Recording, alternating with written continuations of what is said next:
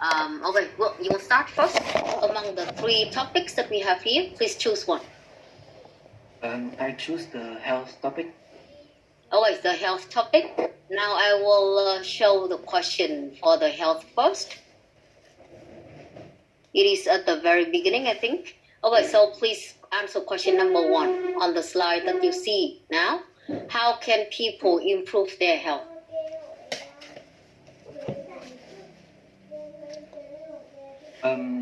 There are several ways to improve one's health. First is you have to exercise regularly and stay active during the day because exercising regularly will enhance your immune system. So you will, when you catch a small flu or a small cold, it will less likely to turn serious and will recover after a deep sleep. Second, you need to give up on bad habits like smoking or drink too much alcohol, because smoking will destroy your lungs and alcohol will be harmful for your liver. Yeah, okay. So I think that it is pretty okay in terms of the organization and the ideas. Maybe if it is better. Well, seriously, I suggest you to try to speak at your house, okay? Maybe just answer the questions by yourself. You may want to record or not, it's okay. But then the more you speak, the more familiar, the more natural, and of course, the more fluent that you can get. If you answer the question like that in the test, as I said, nó khá là tốt liên quan đến phần cấu trúc. Về phần idea rồi em không có vấn đề gì cả. Chỉ có điều là bởi vì bọn mình trả lời còn các kiểu ấy. Mà đương nhiên là phần speaking thì nó có một cái hạng mục rất là rõ ràng là liên quan fluency thì có thể nó bị ảnh hưởng thôi. Chứ không phải theo kiểu là mình bắt buộc phải trả lời như là mình đọc script. Nhưng nếu mà có cải thiện hơn được thì tốt. Và ở trong cái phần thi hôm trước mình có nói rồi, có một bạn vừa mới đi thi về ấy. Bình thường ở trên lớp thì bạn ấy cũng, bởi vì tính cách là như vậy rồi thì mình đã nói rồi, có thể có người có tính cách là mình không muốn trả lời hoặc nói chuyện trong đời sống hàng ngày nhiều, nhưng các em luôn luôn phải nhớ đây là một kỳ thi, cho nên là mình càng show ra được cái data, cái dữ liệu thì họ càng có cái khả năng là đưa cho các em được điểm số chính xác hơn thôi, chứ mình không phải là tốt hơn. Còn đương nhiên nếu mình trả lời ít hoặc là mình trong một cái câu hỏi mà mình bị nhiều thì họ sẽ trừ điểm thôi. Thì đấy là một trong những cái mình cần có. Okay, thank you. So just go through the question first and then we'll come back. Okay, next one. Ha, please choose one topic and then I will choose one question for you. Advertising. Okay, advertising. Now let's have a look at the questions that we have here. Here we just have 3 questions. Please look at the second one. We haven't got the ideas exactly for this, so I would like to hear from you. What are the advantages to companies of advertising on the internet rather than TV?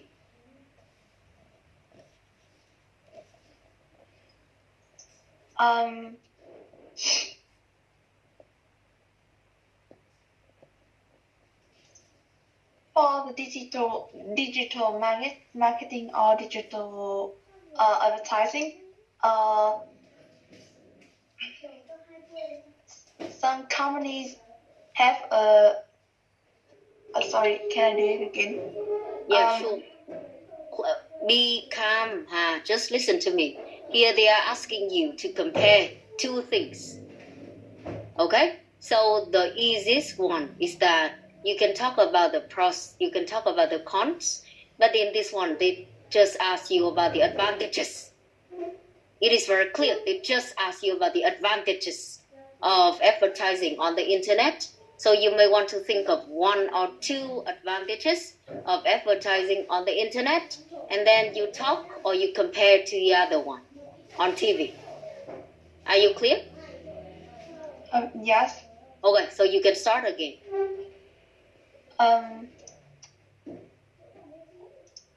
the first thing that the main advantage on advertising on the internet is you can reach your target audience much more effectively, and the companies or the seller can have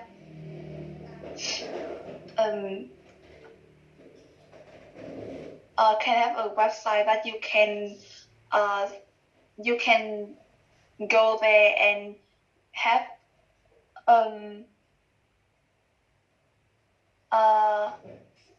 and you can want to you can advertise on a particular site that people want to read this.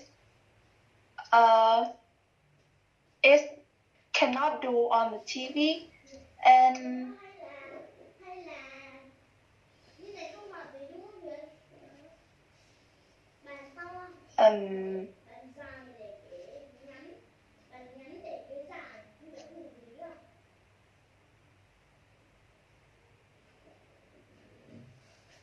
Hôm nay nhớ chứng tỏ là em chưa chuẩn bị rồi, và khi đi thi như này, thậm chí hôm trước trong cái bài kiểm tra midterm của em ấy, mình nhớ là em đang range trong khoảng 5 đến 5 rưỡi.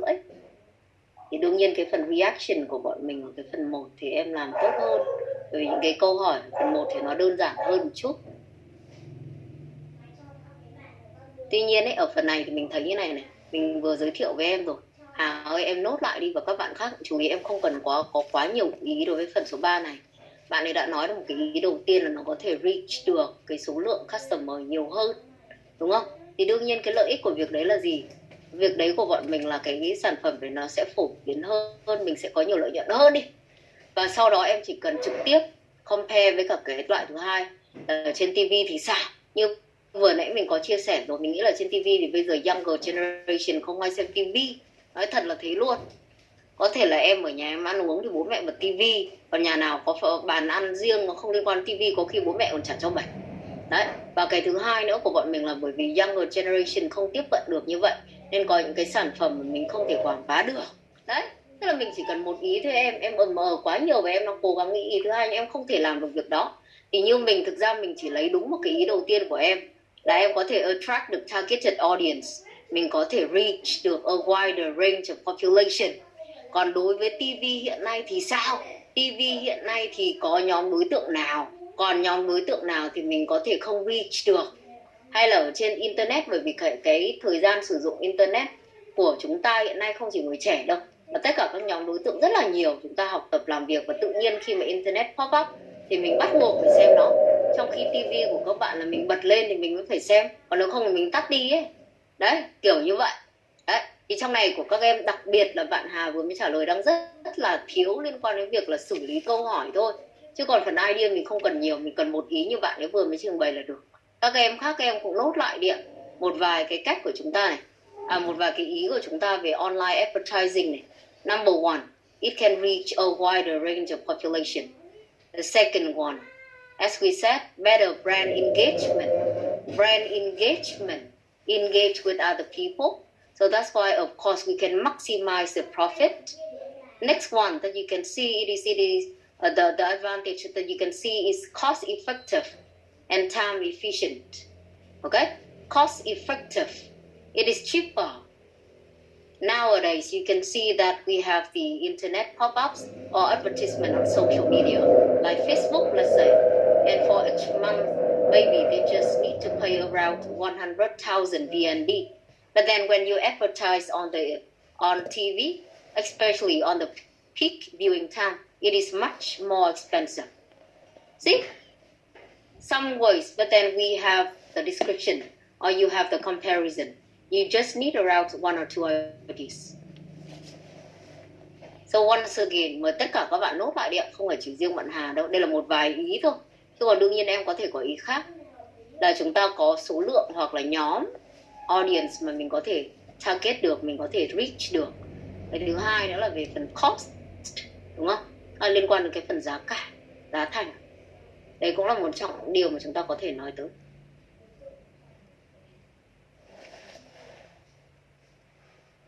Okay, anyway, thank you very much.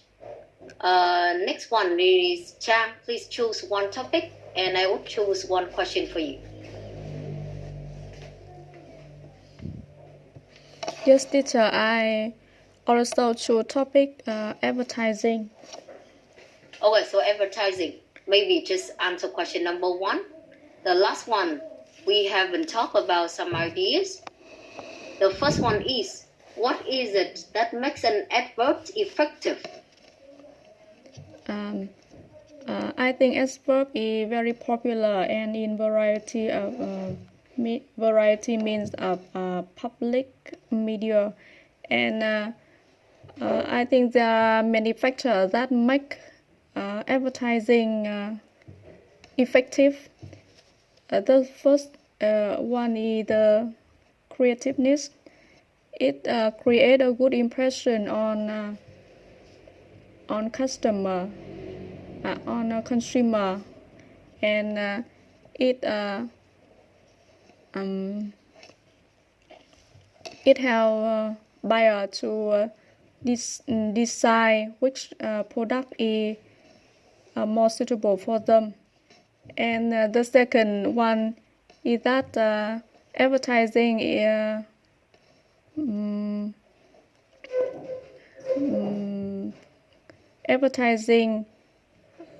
creates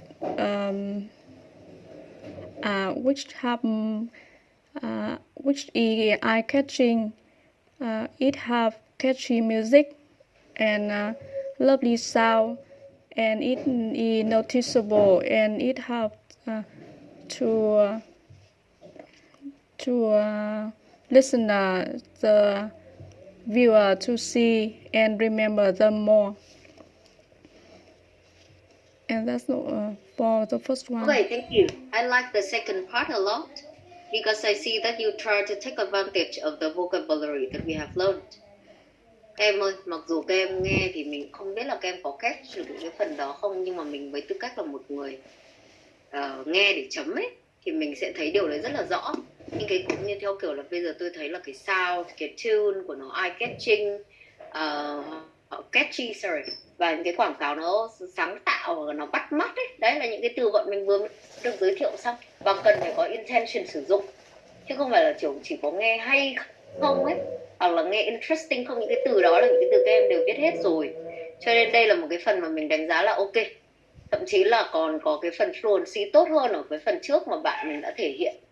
Và luôn luôn nhắc lại là các em đừng bị cái phần pressure liên quan đến mặt ý. Ở trong này của bọn mình thì bạn đang có 2 cái, đúng không? Giống như vừa nãy bọn mình đã brainstorm với nhau. Thứ nhất là liên quan đến phần có thể là nội dung.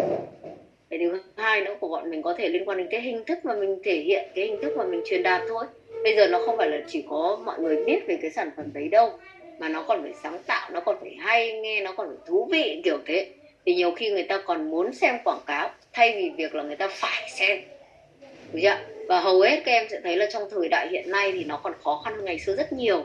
Lý do là bởi vì đương nhiên ở đây mình không biết là các em có dự định hoặc có bạn nào đang làm về quảng cáo không, nhưng mình nói luôn là con người rất hay có xu hướng là nhìn vào phát quyết định rất nhanh trong vòng 1 đến 2 giây thôi, và có thể là lướt, đúng không?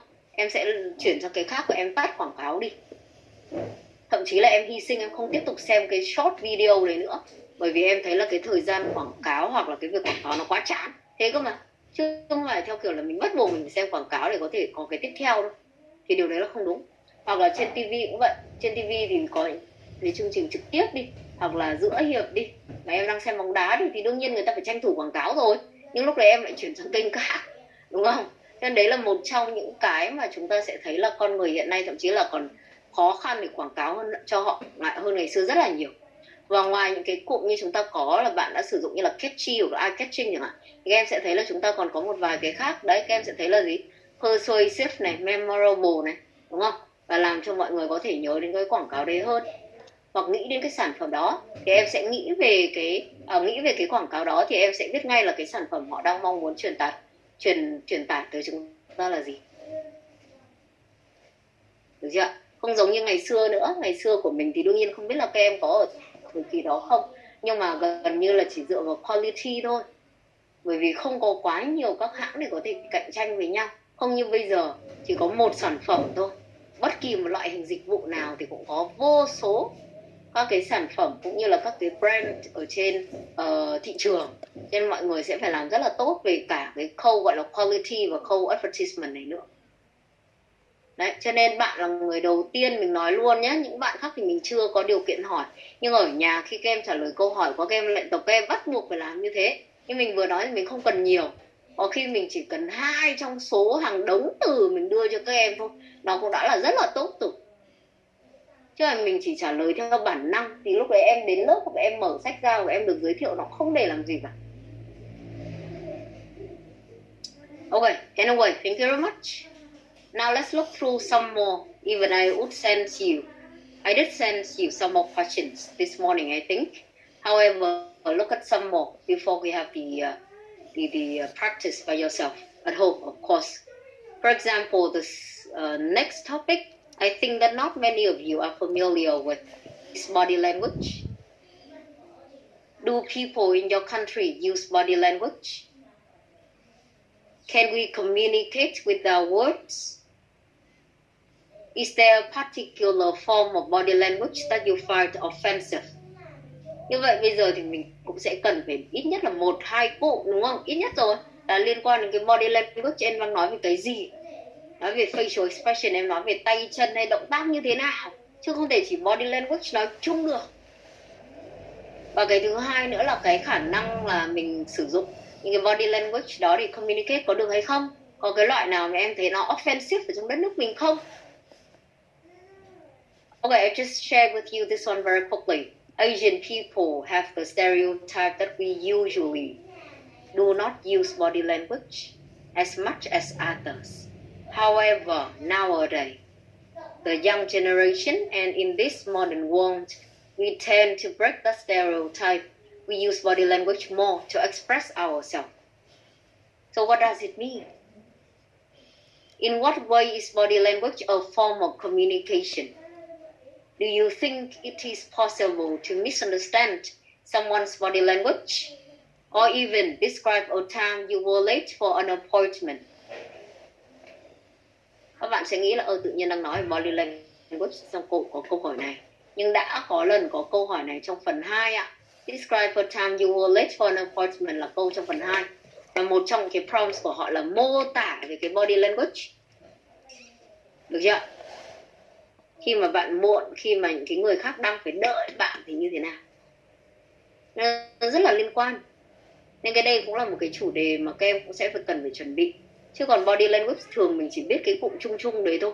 Chứ còn tay làm gì, chân làm gì, mặt có thể hiện như nào thì mình cũng cần 1-2 cụm cho nó. Okay?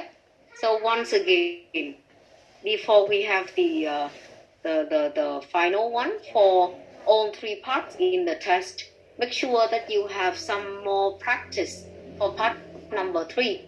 Because at least part 1 and 2, you have the test before and you know how it goes. Okay, very quickly, the next lesson for us would be the reading and listening.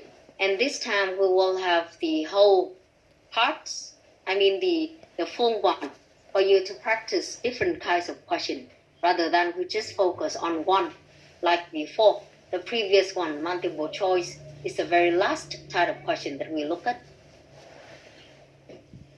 Okay, so prepare or have a look again for the revision of the reading and the listening. Okay, class, thank you very much for joining. I would stop the lesson here and we are going to see each other on Thursday.